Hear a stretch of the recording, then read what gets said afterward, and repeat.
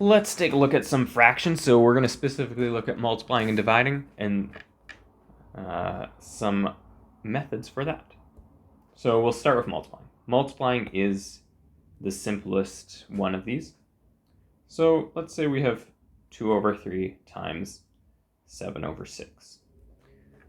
All right, if you're multiplying fractions, you have two fractions, you simply need to multiply the tops and the bottoms of the fractions. So you just need to do, in a sense, 2 times 7 over 3 times 6. There's no tricks, there's nothing needed, just straight across. And in this case, that would be 14 over 18. And if it's a fraction, just make sure to reduce it at the end. What can you divide into both the top and the bottom? In this case, you could divide both numbers by 2, and you get 7 over 9. So I'll just add that in there, divide by 2, divide by 2. Okay, that's a fraction times a fraction. What if you had a number times a fraction? So 3 times 2 over 5.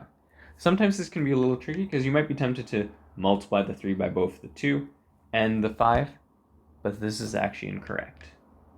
So one way you can think about it is, you can think of a number like 3. You can always think of it as, well, it's kind of like having a number 3 over 1. 1 doesn't really do anything, so if you multiply across the top and the bottom, well, 1 times 5, that's just 5. It doesn't change the bottom. But what matters is the tops. So you only take that whole number and multiply it by the top. So really what you've done is you've done 3 times 2 over 5. That's how you'd simplify, and that would in this case give you 6 over 5. The denominator stays the same.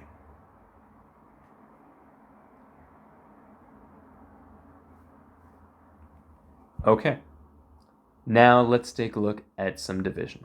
So division, there's just a little bit of an extra step that needs to be done when you go through division. So for division, the extra step is that, well, we can't divide across fractions. That doesn't work. If you try it out and you get an answer, it's just not going to be the right answer. What we need to do is we need to somehow get rid of this division sign. And to get rid of that division sign, we can flip the second fraction.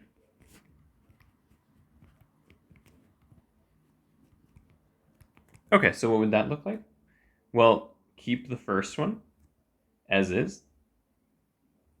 You can change the sign to multiplication and flip that second fraction. And that would become 2 over 1. And now you can treat this like a multiplication like those ones before. So multiply the top, so 5 times 2. Multiply the bottom, 3 times 1. And you get 10 over 3. All right, let's take a look at another one. So what if we had 2 divided by 2/3? Well, one way to remember that kind of process we just did there is we do have the acronym KFC. And basically what that stands for is you keep this number the same. So that's the K. K for keep. You flip the second one. So you're just looking at the fractions, so flip. And that would be 3 over 2. And you change the sign of the operation there to multiplication.